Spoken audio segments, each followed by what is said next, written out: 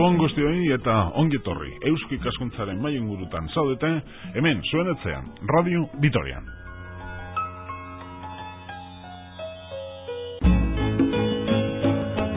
Vamos con las presentaciones. Muy buenas noches a todos. Bienvenidos a una nueva tertulia de Sociedad de Estudios Vascos Eusko Ikaskuntza en Radio Vitoria. Hoy para hablar de murallas, murallas alavesas, murallas de las localidades de Álava. Un recorrido por las murallas de Álava, con 4 invitados. El cuarto le esperamos en nuestros estudios, pero 3 ya nos acompañan. Así que vamos con las diferentes presentaciones. Comenzamos con Carlos Marín. Carlos es arquitecto de Arabarri. Carlos Marín, Gabón, buenas noches. Hola, buenas noches. Bueno, ¿qué es Arabarri? Siempre hay que recordar esto, porque tampoco Arabarri es, digamos, la sociedad de gestión más mediática que tiene la Diputación. Es una sociedad importante, pero suelen aparecer otras en muchas más ocasiones. ¿Qué es Arabarri? Sí, Arabarri quizá no es tan conocido en Vitoria como pueda serlo en los pueblos donde centramos más nuestra actividad. Arabarri nació como sociedad de gestión de los centros históricos de Álava, que abarca 25 de los 26 cascos históricos declarados como tales que posee el territorio histórico. Vitoria tiene su propia sociedad urbanística, pero a lo largo del tiempo se ha ido decantando, ha ido evolucionando hacia una visión más global de lo que es el patrimonio histórico edificado, el patrimonio cultural edificado. Y ahora mismo lo entendemos como una gestión integral de todas aquellas cuestiones que puedan afectar a la protección en el sentido más amplio del patrimonio edificado, desde su conocimiento, su conservación, su restauración cuando es necesario y la difusión de su conocimiento, que creemos que es la mejor garantía de su conservación a futuro. Seguimos con las presentaciones. Victorino Palacios, técnico en patrimonio arquitectónico. Victorino, Gabón, muy buenas noches. Hola, buenas noches. ¿Qué hay que estudiar para ser técnico en patrimonio arquitectónico? Bueno, pues para estudiar hace falta querer un poco este patrimonio cultural, ¿no? Y en este caso arquitectónico que tenemos no solamente aquí en Álava, sino en todo el mundo, ¿no? Y entonces, son ganas también de que también a nivel un poco particular y que estés apoyado un poco por las instituciones, ¿no? A través de unos estudios en los cuales podamos, ¿no? Descubrir, analizar, ¿no? Aquel patrimonio que nos han dejado y que hay que ponerlo un poco en valor, ¿no? Y hay que descubrirlo muchas veces y potenciarlo y dejarlo para las próximas generaciones. Por citar algunos cascos históricos que has tenido que estudiar, cítanos algunos. Bueno, principalmente yo en una publicación que hicimos sobre el inventario de arquitectura rural, ¿no? El tema de Salvatierra. Salvatierra, hicimos un pequeño estudio, un análisis un poco documental y apoyándonos con una serie de bases de cartográficas y planimétricas, ¿no? Pudimos deducir, ¿no? Algunas aspectos que las cartas fundacionales y demás no aparecían, o sea, no aportaban ningún dato, ¿no? Entonces, gracias a esta documentación, ¿no? Y a estos información también planimétrica y cartográfica, podemos, ¿no? Analizar esos planos urbanísticos, ¿no? Y Ernesto García Fernández, catedrático de Historia Medieval de la Universidad del País Vasco, Euskal Herriko Unibertsitatea. Ernesto, Gabón, buenas noches. Gabón, buenas noches. Bueno, un catedrático de Historia Medieval, porque la práctica totalidad de estos cascos históricos corresponden a la Edad Media y a unos siglos muy concretos, aquí y en otros territorios, en otras latitudes. Sí, suele ser habitual que las villas medievales, en ocasiones acaban siendo ciudades, se rodeen de murallas, bien a partir del fuero o bien antes de que se les haya concedido una carta de fuero. Por ejemplo, en Vitoria, el último descubrimiento apunta a esta última. Pero no solo es el caso de Vitoria. Por ejemplo, en Madrid acontece lo mismo. O sea que esto es un fenómeno. A pesar de que Madrid no tiene un aspecto medieval. Bueno, porque está totalmente renovado desde el punto de vista urbanístico, pero hay estudios bastante serios desde el punto de vista urbanístico y denotan cómo había varias murallas que van cerrando esa localidad como Vitoria. Varias murallas, Villasuso, los dos ensanches posteriores con nuevas murallas. Bueno, es un fenómeno similar. La cuestión es concretar luego el momento en que se edifican esas murallas y explicar en qué contexto tienen lugar, quiénes las promueven, qué gente está detrás.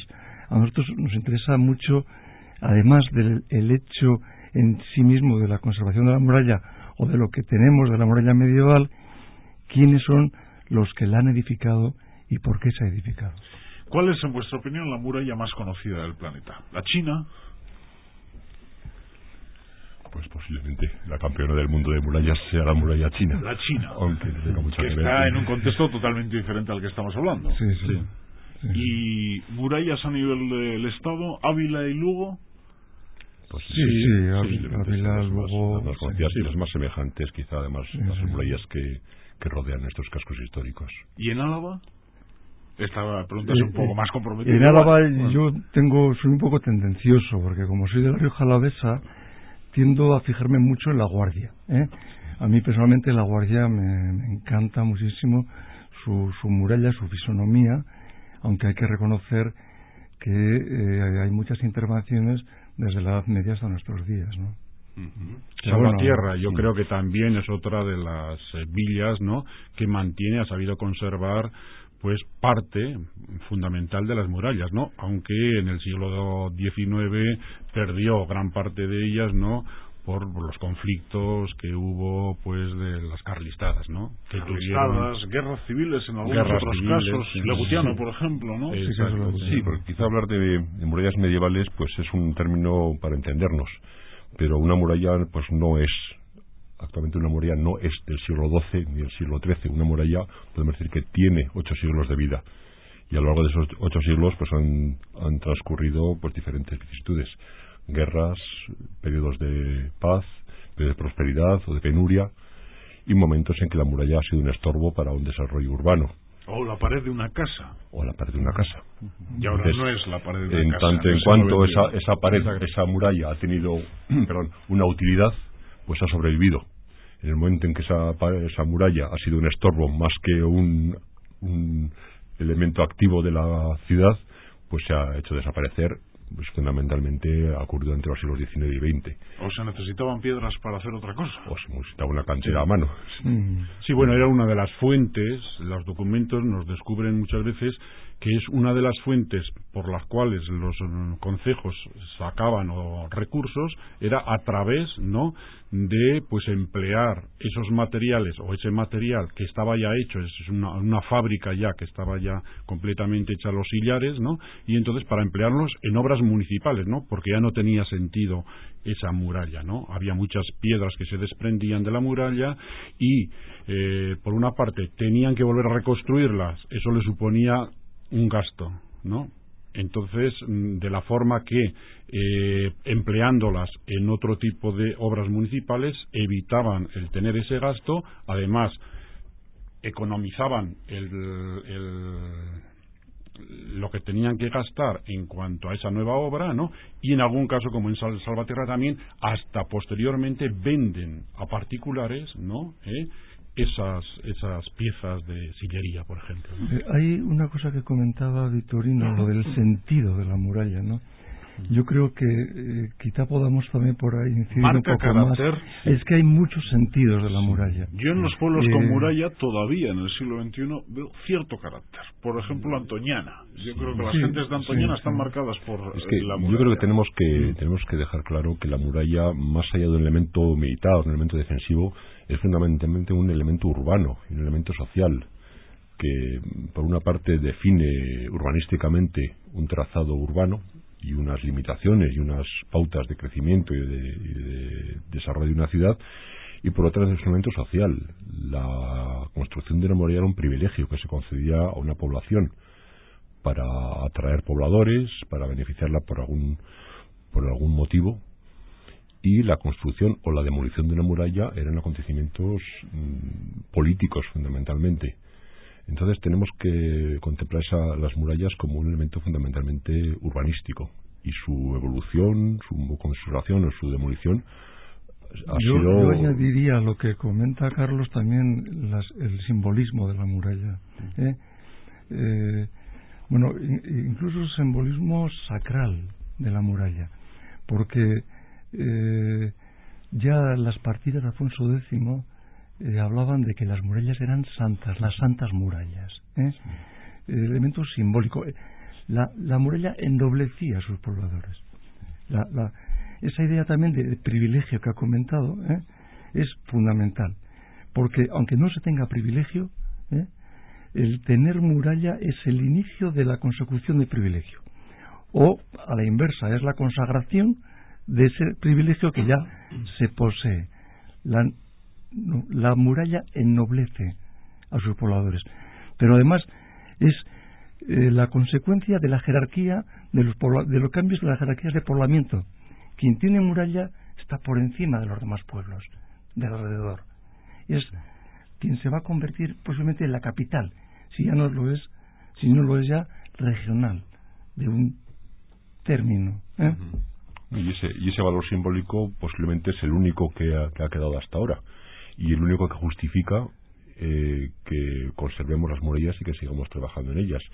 Decíamos irónicamente en alguna reunión que las murallas son un momento perfectamente inútil, que una iglesia se puede convertir en un auditorio, un palacio en un parlamento regional, y cualquier edificio monumental puede tener un uso funcional determinado. Una muralla, pues en el mejor de los casos, puede ser un estorbo para un planeamiento urbano, pero es difícil que se pueda usar para algo utilitario. Entonces, si estamos conservando la muralla, pues precisamente ves por ese valor simbólico, por ese valor afectivo, identitario que tiene para sus pobladores, fundamentalmente. Es curioso cómo ahora, pues, lloramos incluso en no tener la posibilidad de poder disfrutar de una localidad que tenga los 360 grados con muralla, que nos tengamos que conformar con una entradita, Peña Cerrada, con una parte de la muralla, Agurain, Salvatierra.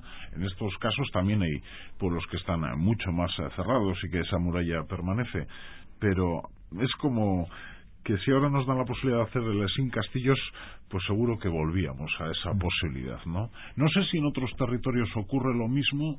¿Hay algún territorio, no sé, Lugo o cualquier otro sitio muy virgen en esta cuestión, y que en Álava, por diferentes cuestiones, guerras, cruce de caminos, pues no ha sido así? Yo creo que tenemos más imágenes recreadas que imágenes originales. Y pensamos en Ávila, que parece es el paradigma de ciudad amurallada en España.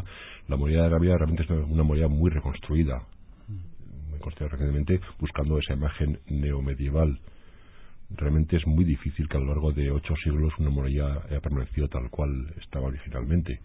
Las circunstancias históricas a lo largo de esa época son tan cambiantes que es muy difícil que una muralla no responda a esas circunstancias y quede incólume. O se adapta o muere. En Álava, las murallas que han sobrevivido generalmente han sido aquellas que se han incorporado a viviendas. En el caso de La Guardia, el caso de Labraza, el caso de muchas villas, las murallas han sobrevivido porque han seguido teniendo una nueva utilidad. Ya no eran necesarias como elemento militar, como elemento fiscal, como elemento de diferenciación. Tenían que adoptar una nueva función para sobrevivir. Entonces no podemos hablar de una muralla del siglo XII, del siglo X. Tenemos que hablar de una muralla que ha pasado por todos esos avatares históricos y ha conseguido llegar hasta hoy, después de esa selección natural que sufre el patrimonio siempre. El ejemplo lo tenemos en Escoriaza, Esquivel, ¿no? Yo cuando veía la fotografía, era una fotografía de Quintas, la primera que tuvimos la posibilidad de ver toda la muralla en su extensión en la Gaceta Municipal, el paño que ahora mismo se puede visitar, entrando por el cantón de Carnicería, si no me equivoco, pues dije, ¡qué maravilla! No hemos visto nunca esta fotografía de la ciudad y paseando siempre por ahí, pero la verdad también dije, es fea. Claro, porque tienes esa imagen, ¿no?, de muralla que la idealizas, por ejemplo la de Ávila, y luego la de Ávila, pues lo que dices, todas las reformas que habrá tenido, ¿no? Pero pensé eso, qué maravilla, no lo hemos podido ver nunca, pero qué fea está. Un poco en la idea que comentaba Carlos también, se conservan murallas y siempre con esa trasluz de que no son murallas necesariamente de lo que queda de época medieval, sino que hay muchas intervenciones, ¿no? Pero principalmente en aquellos pueblos, vamos a decir, villas que no han crecido, que no se han convertido en grandes ciudades. Y eso lo vemos en muchas partes de Castilla, muchos pequeños pueblos que tenían su castillo, que a su vez luego tenían una población en su entorno que se amuralla, y nos quedan muchos restos de murallas. Frías, Castilla, Aragón, sí, Frías, Daroca tiene restos, Miranda del Castañar en Salamanca, pero es que son preciosos el verlos, a veces monumentales, ¿no? Artísticamente, simbólicamente, históricamente, claro, pero no han crecido, no ha habido un desarrollo industrial, y eso lógicamente pues no ha obligado a superar la muralla, aunque pueda haber casas al otro lado de la muralla. Queremos los alaveses a este patrimonio que tenemos, os planteo igual cierta provocación. Tenemos que saber querer Hondarribia. Cuando vamos a Hondarribia, a su parte vieja, decimos, ¡qué bonita! Hombre, es muy bonita, la verdad, pero no sé si decimos eso y lo decimos con la misma fuerza en Antoñana, en Labraza. Tenemos que aprender a querer más nuestras cosas, nuestro patrimonio. Veo que en esto igual hemos sido ciertamente tímidos, por lo menos hasta ahora.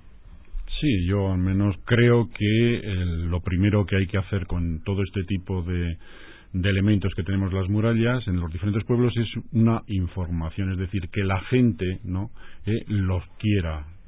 Para empezar, los que viven allí. Exactamente, es que yo creo que antes que mirar al exterior, fuera, es decir, como la muralla está cerrada, es que mirar intramuros, es decir, a todas las personas que esté allá, que ahora ellos pueden adivinar o mirar que parece que como si estuviesen encerrados, como si estuviesen en una cárcel, comparándolo con lo que se vive en la ciudad, no abierta como Vitoria. Entonces ellos hay que transmitirles que eso es producto de algo que han tenido anteriormente, que tiene un sentido y que ellos también pueden buscarlo, aplicándoles los conocimientos y el estilo de vida actual, Es decir, hay que perder, en el sentido entrecomillado de perder tiempo en mentalizar a la gente, informarles de que eso es bueno también. Llegando, no hay que tampoco poner muchas cortapisas ni limitaciones a la hora de que las viviendas sean pues lo más confortablemente posible, porque no se puede pretender que esas personas vivan como vivieron pues hace 300 años, Hay que hacer eso, pero esa información primaria, original, yo creo que eso es fundamental con la gente. En ese sentido, ¿un vecino puede abrir una ventana en una muralla o no? ¿O esto ya no se puede hacer? Pues según y cómo. Y como yo creo, abundando en lo que comentaba Vitu, yo creo que tenemos que puede ser un problema, ¿no? Por supuesto, sin embargo, por supuesto, vivir en una muralla también tiene que tener sus ventajas, hay que mostrarlas. Al final la construcción de las murallas no deja de ser una parte de la conservación de un casco histórico, de una ciudad histórica. Y al final estamos hablando de historia, pero estamos hablando de ciudad, estamos hablando de viviendas, estamos hablando de lugares donde la gente aspira a vivir con las máximas comodidades posibles. Y tenemos que ser lo suficientemente imaginativos para resolver los problemas funcionales, más prácticos de las personas que viven allí, sin perder aquellos valores históricos que han llegado hasta ahora. Entonces tenemos que tener la suficiente habilidad para entender qué procesos han ocurrido a lo largo del tiempo en las murallas y ser capaces de preservar esas murallas con ese doble carácter que tienen. Las llamamos murallas casi pues por simplificar. Llamamos muralla a algo que, pues que ahora quizá no es una muralla, quizá es un monumento de espacio habitado, fachada de la ciudad, un elemento mixto entre defensivo, limitador y vivido. Y es ese carácter que tenemos que preservar. Entonces, el abrir un hueco, el abrir una ventana o el ampliar una ventana, pues es una necesidad de ese organismo, de ese elemento construido, que es muralla, pero que quizá, de cierto modo, ha dejado de tener ese carácter tan puro de lo que entendemos como muralla. ¿Queremos a nuestro patrimonio? ¿Cuál es tu opinión, Ernesto? Yo creo que, yo soy positivo, Yo creo que sí, que lo queremos, que eso no quiere decir que en un momento dado quienes viven precisamente en torno a la muralla pues tienen unos intereses que no siempre coinciden con los que tienen un poco la obligación de preservar un poco la memoria histórica que pueda representar esa muralla, diríamos, un poco. Ahí puede haber un poco un toma y daca, quizá, ¿no?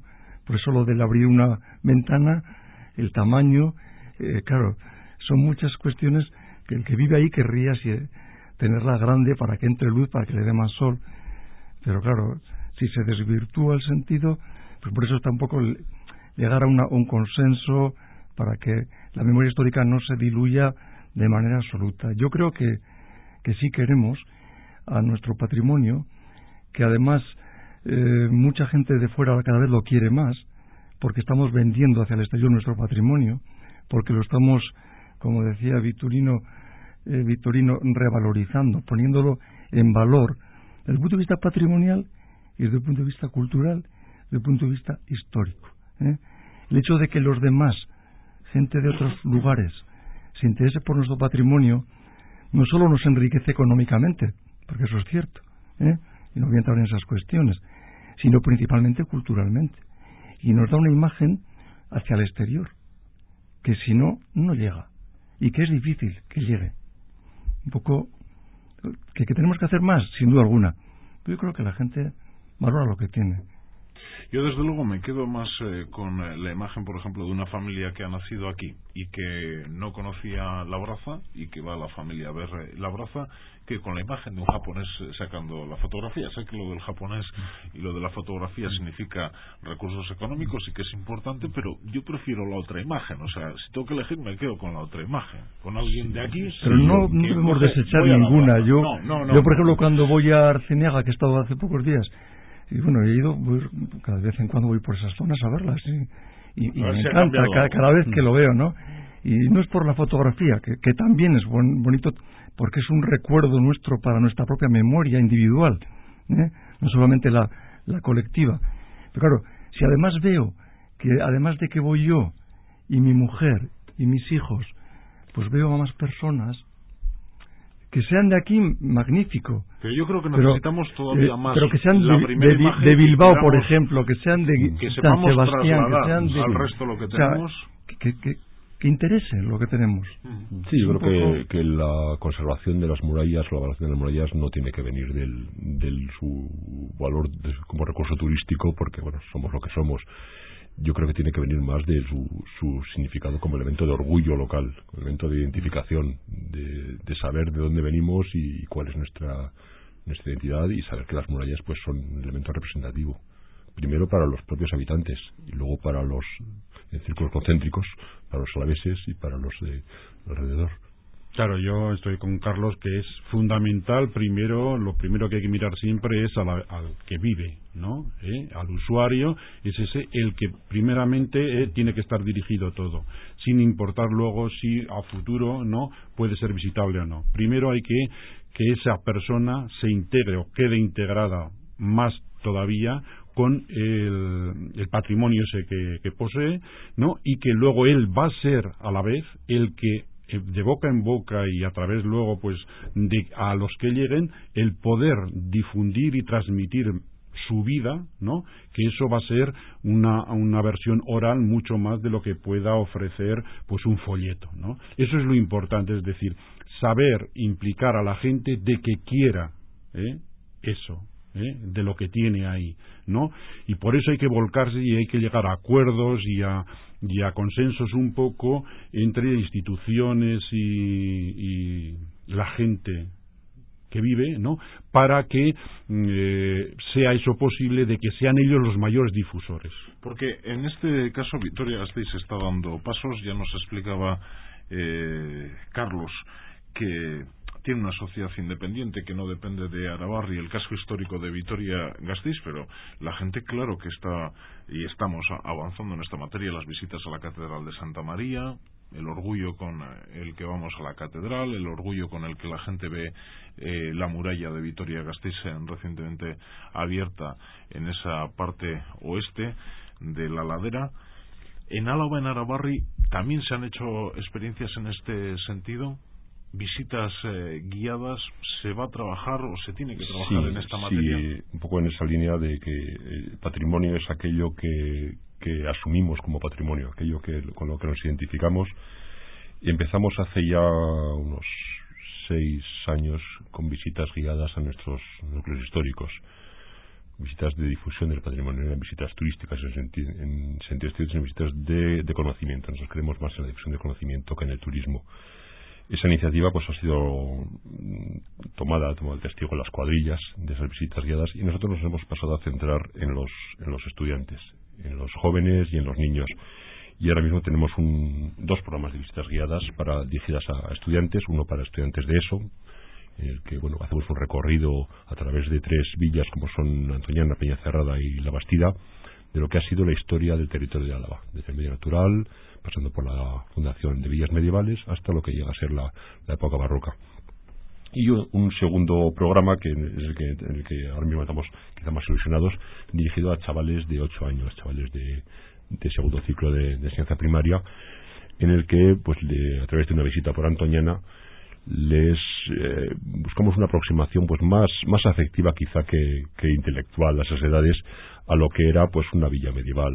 Hay varios, hacemos una visita mixta. Hay unas guías que les explican un poquito desde el viaje en autobús desde Vitoria fundamentalmente, también puede ser desde Llodio, de otras localidades. Les explica un poco cuál es el medio natural, cuál es la diferencia de paisaje entre la llanada, la montaña alavesa, por qué Antoñana está puesta ahí y con qué intención. Y mientras se va explicando, digamos de forma más ortodoxa, la visita, van apareciendo una serie de personajes propios de la sociedad medieval.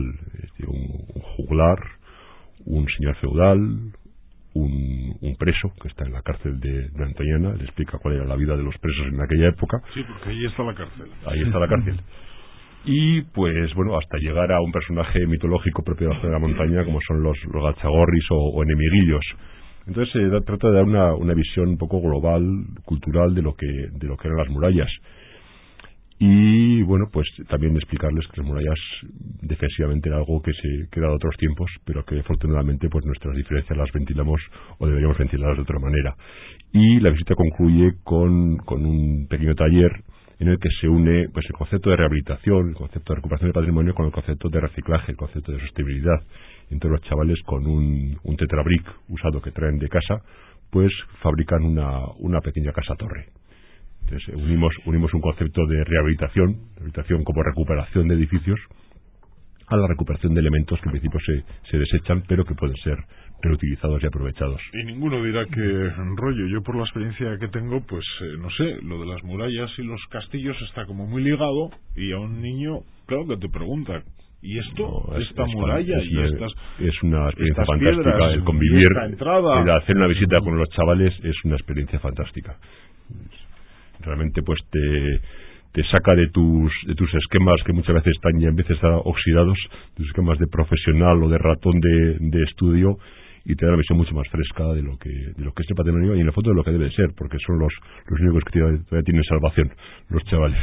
Habéis estudiado las murallas de Álava, cada uno habrá especializado más en unas que en otras. En esta materia queda todavía mucho por hacer, pero ya no se pueden descubrir grandes cosas. En estas últimas décadas hemos descubierto que hay localidades alavesas que tienen murallas. Se han recuperado baños muy importantes. ¿Queda algo? Estamos descubriendo, y de hecho hay algo que casi es una primicia, y es el descubrimiento de Salines de Añana como villa amurallada.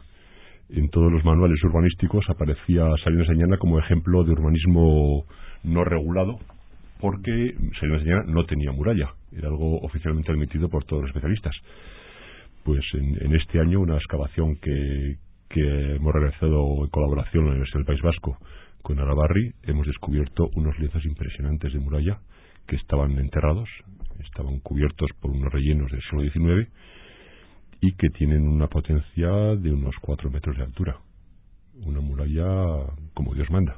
¿Dentro de otro edificio? No, dentro del casco histórico, en la zona donde se presumía que podía estar, pero donde no se sospechaba que tuviera ese grado de conservación y esa importancia. Entonces, de hecho, se están descubriendo murallas, y está cambiando, pues están cambiando nuestra concepción de la historia de los pueblos, y es un fenómeno importante incluso para la propia percepción de los habitantes. Algo que hasta ahora era la parte trasera del pueblo, la zona hacia donde no miraba Salinas de Llana, que siempre parecía que estaba volcada hacia las eras, hacia la acera de enfrente, donde estaban esas fantásticas salinas.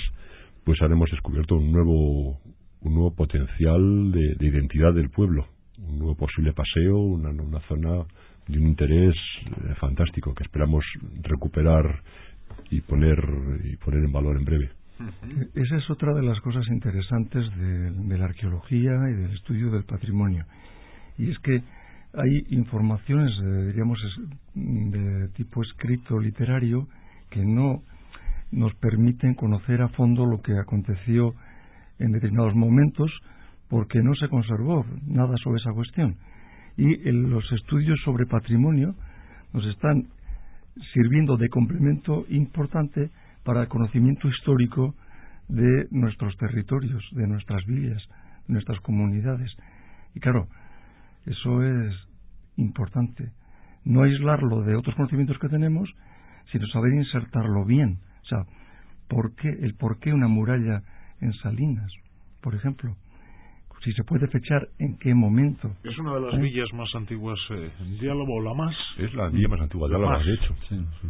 Es la que tiene el fuero de población más antiguo, de 1114, no quiero equivocarme. Bueno, en este sentido, por lo tanto, todavía tendremos nuevos descubrimientos y tendremos nuevas oportunidades.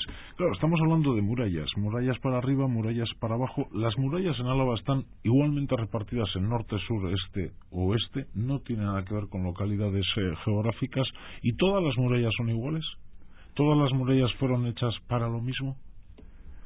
No son iguales, ¿no? Eso, pero por muchos motivos. No me refiero tanto a los materiales y a la composición, que no soy experto en el tema, pero sí en la morfología varía según el tipo de población, dónde se ubique estratégicamente, si está en una colina, si está en un llano. O sea, la propia extensión, por ejemplo, Vitoria pues tiene una extensión en hectáreas mucho más grande que Labraza, ¿no? Por ejemplo, Antoñana es tan alto y Santa Cruz de Campezo es tan llano. Tiene una ladera. El castillo estaba dominado como tipo Bernedo, que estaban dominadas por un castillo. ¿Las hay más llanas, murallas más llanas que Santa Cruz en Álava, por ejemplo?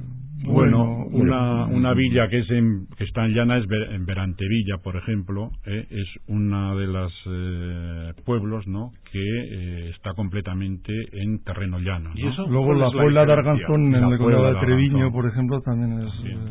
Yo creo que hay un número de murallas, quizá el más representativo en Álava, que corresponden a las guerras navarro-castellanas del siglo XII, que son los dos cordones que están a ambos lados de la Sierra de Cantabria.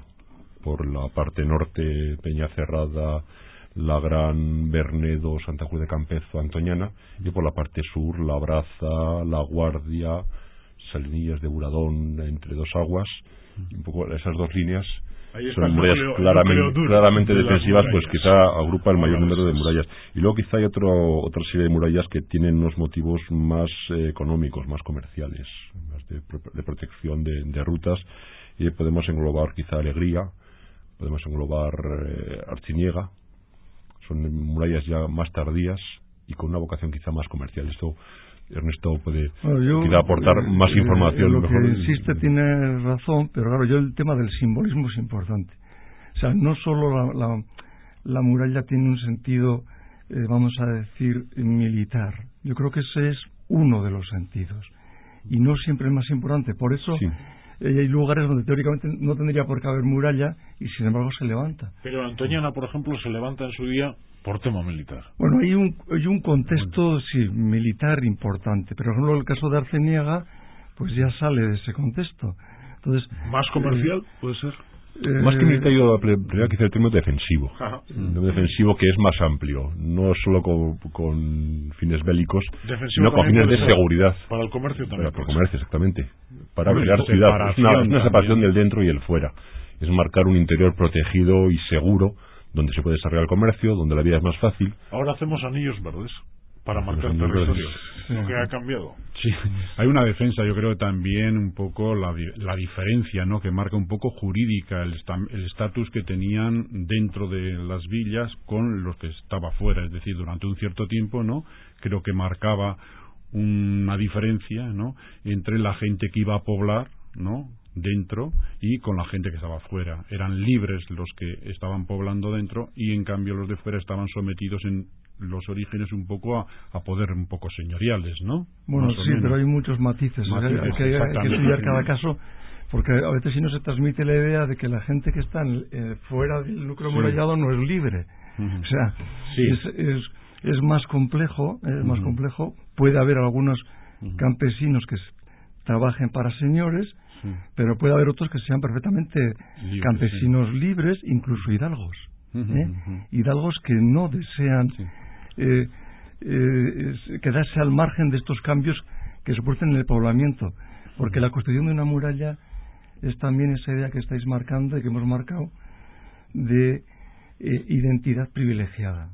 O sea, no solamente es lo defensivo, es que nosotros vivimos aquí, por ejemplo, incluso para el punto de vista del control de las enfermedades.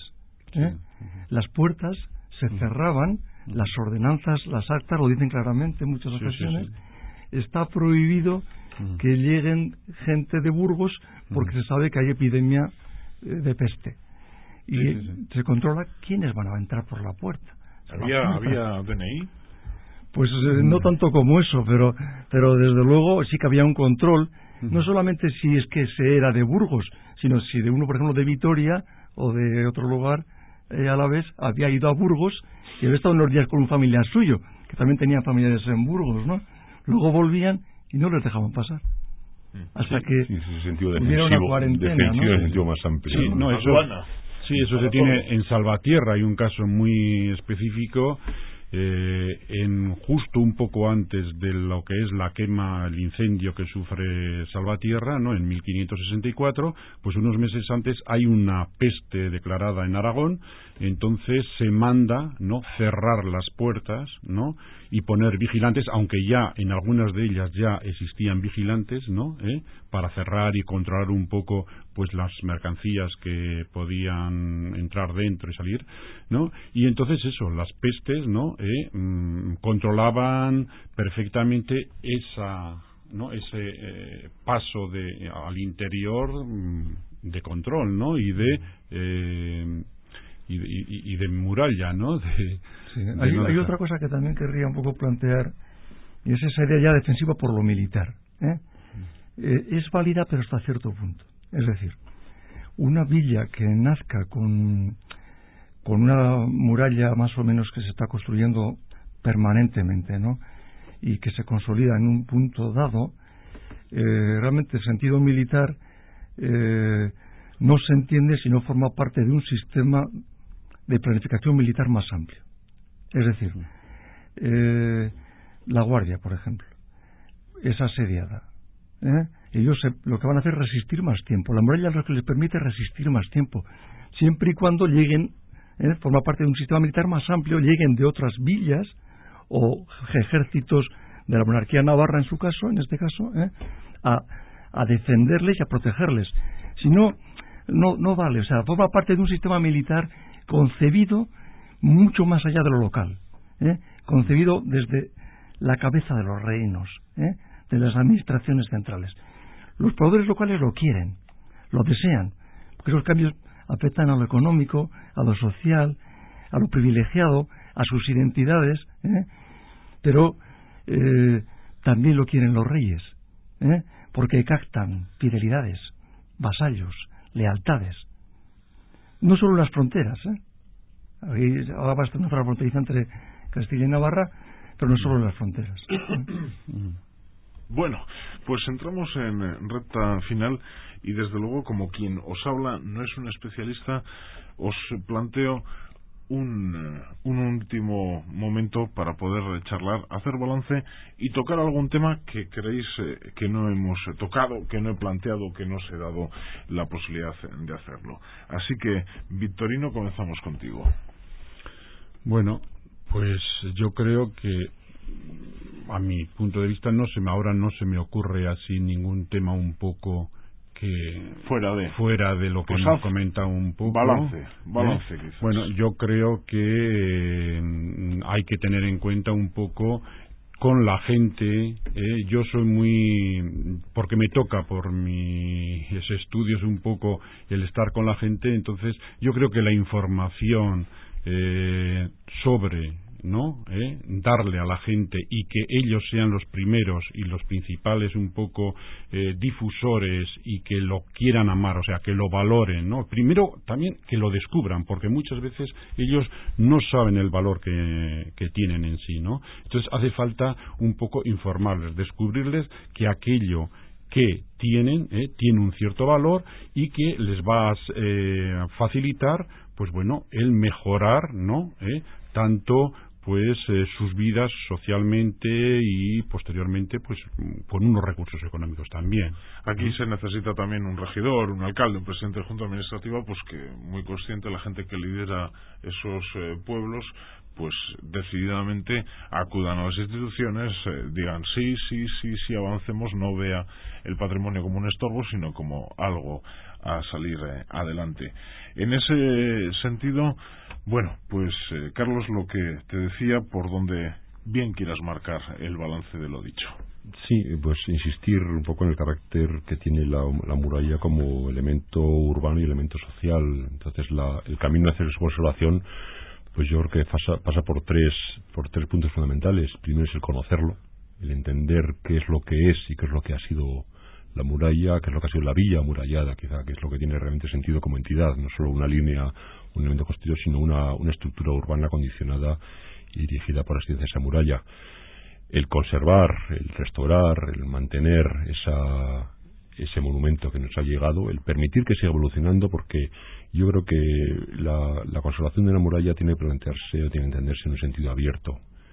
Si ha llegado hasta ahora ha sido porque ha sido capaz de adaptarse a los cambios urbanos, de adaptarse a lo que ha ido ocurriendo y de resistir.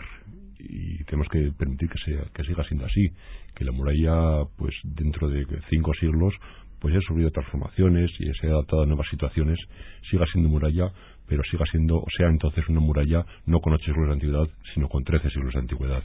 Y por último, y quizá lo fundamental, lo que planteaba Vitu, la conservación, la difusión, el hacer que la población conozca la muralla, se apropie de ella y la quiera, porque es el único argumento para la conservación. Podemos hacer muchísimos esfuerzos desde la iniciativa pública, desde la administración, el conservar, el restaurar, el prohibir intervenciones, el regular intervenciones, pero eso no solo permitirá ganar batallas.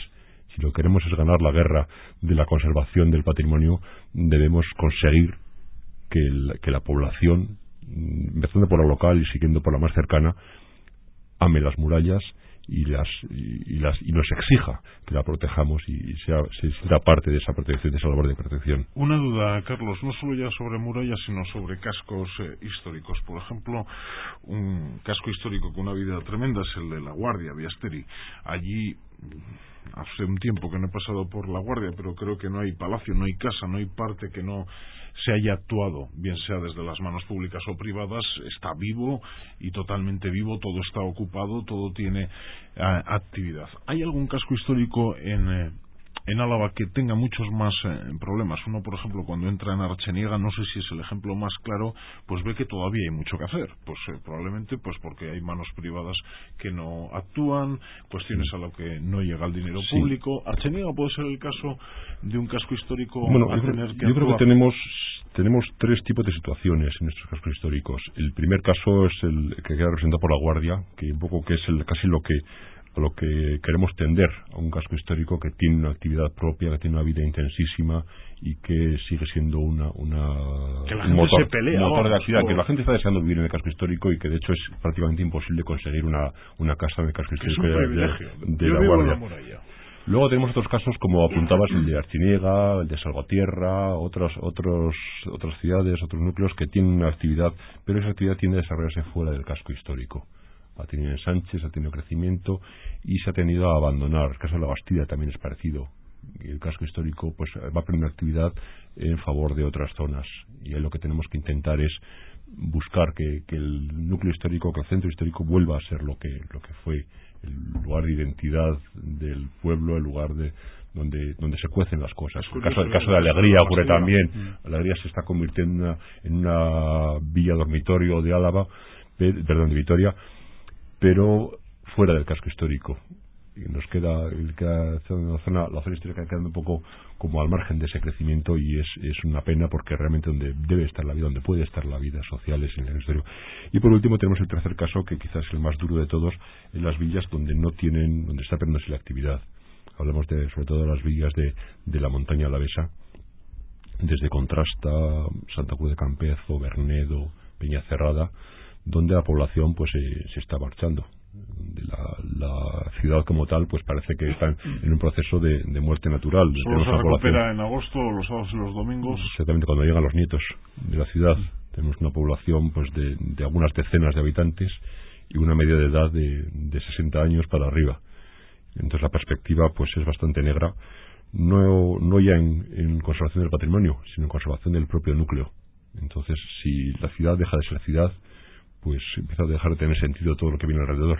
Podemos conservar la villa como museo visitable, pero no es eso lo que pretendemos. El peligro está en Montaña Alavesa, en ese sentido. Fundamentalmente en las dos comarcas, en Montaña Alavesa y en Valles, en la zona de Valdegovía, Añana, también son zonas pues que quizá conservan su patrimonio por esa razón tan triste, de que no ha habido capacidad económica para intervenir sobre ellos o para crecer. Pero quizá yo creo que ya estamos en el momento de que se crezca, de que se revitalice con ese respeto a los comos, a la preservación de lo que ha llegado hasta ahora. Conclusión. Bueno, yo la verdad es que se han dicho muchas cosas, y todas muy, muy interesantes. Estoy de acuerdo, si no hay vida económica en una localidad, esté amurallada o no, a largo plazo pues todo puede ir al traste, ¿no? Desde mi posición como profesor universitario, yo destacaría la importancia cultural. Es que es muy complicado en este sentido. Por ejemplo, Peñacerrada, sector primario, cada vez se está perdiendo mayor capacidad. Menos familias viven del sector primario. La gente nos volcamos en servicios e industria, y uno se sube a Peñacerrada, mira alrededor, dónde está la industria y dónde están los servicios para poder vivir. Sí, bueno, a veces pasa que en algunas localidades que se convierten en zonas dormitorio, de tal manera que trabajan en la ciudad y viven en Peñacerrada. No digo que eso sea el caso de Peñacerrada porque no lo conozco, pero con el tiempo, pues como sucede en grandes urbes, hay más movimiento, más Alegría de Lanchi puede ser un caso. Entraríamos en un tema muy muy interesante, pero quizá que ya no hay tiempo para estudiar en profundidad, que es el de la nueva sociedad que tenemos que construir en los cascos históricos. Efectivamente, el sector primario pues está en franca decadencia. No podemos pensar en unos pueblos sostenidos por la agricultura y la ganadería. El sector industrial pues tiene sus dinámicas y sus rutas pero quizá en el sector terciario, en lo que llaman las clases creativas, pues pueda estar el futuro, en una nueva sociedad que entiende las relaciones de otra manera, que ahora con las nuevas tecnologías tiene unas posibilidades de desarrollo y de ubicación, pues la conexión a banda ancha de Internet, que parece que es el pasaporte para entrar en el siglo XXI, pues está accesible en el 100% del territorio del País Vasco, y eso pues permite unas posibilidades de ubicación francamente fantásticas. Y quizá la nueva sociedad que debe mantener la vida en los cascos históricos, en los pueblos, pues deba ir por ahí. Debemos ser lo suficientemente imaginativos para ser capaces de crear esa sociedad alternativa, ese modo de vida diferente de la ciudad, que tiene que haber en los cascos, en los pueblos. Te hemos cortado. Igual no, Ernesto. Igual la cultura del ocio también, ¿no? Eso hace también que se necesite que en los pueblos haya gente que se quede para colaborar en esa cultura del ocio, que de los que vienen de pueblitos de al lado, de ciudades próximas o de Vitoria mismo, ¿eh? También puede ser otro elemento que dentro de las nuevas tecnologías puede permitir que la gente no se marche del territorio, ¿no? En cierta medida. Desde luego que uno piensa en Montaña Alavesa y la situación en estos momentos no es de bajada de población como ha ocurrido en décadas pasadas, pero de mantenimiento y de envejecimiento de la población. Eso sí, claramente es la zona de Álava con la población más envejecida. Pero bueno, en ese sentido hemos sabido salir de otras crisis y esperemos dar con las fórmulas oportunas entre todos, los más interesados, desde luego, los alaveses que viven en esas zonas, con sus ventajas y sus inconvenientes, pero muy cerca de lo que es su tierra más cercana. Pues Victorino, Ernesto, Carlos, a los tres, muchas gracias por acercaros a esta tertulia de Eusko Ikaskuntza de Sociedad de Estudios Vascos, y espero contar con vosotros en próximas tertulias y en próximos temas. Gracias a los tres. Gracias a vosotros. Eta zui badakizue, datorren asteburuan hemen egongo gara berriz Eusko Ikaskuntzaren beste mai inguru batean, beste gai batekin. Pero por cierto, antes de terminar, para el próximo mes de febrero, Eusko Ikaskuntza, en colaboración con la Real Sociedad Vascongada Amigos del País, ha organizado un homenaje a quien fue nuestra ilustre historiadora Micaela Portilla. Se ha abierto el plazo para presentar comunicaciones para estas jornadas. Las comunicaciones pueden versar sobre cualquiera de estas materias: patrimonio, geografía, historia, arquitectura o en torno a la figura de Micaela Portilla. El plazo para presentar las comunicaciones finaliza el 5 de enero. Las personas interesadas en participar en estas jornadas, y Micaela, desde luego, Micaela, hemos hablado de murallas, y importancia ha tenido Micaela para nuestro patrimonio. Para cualquier información acerca de este homenaje pueden ponerse en contacto con Eusko Ikaskuntza en el teléfono 945 23 15 52, 945 23 15 52. Agur.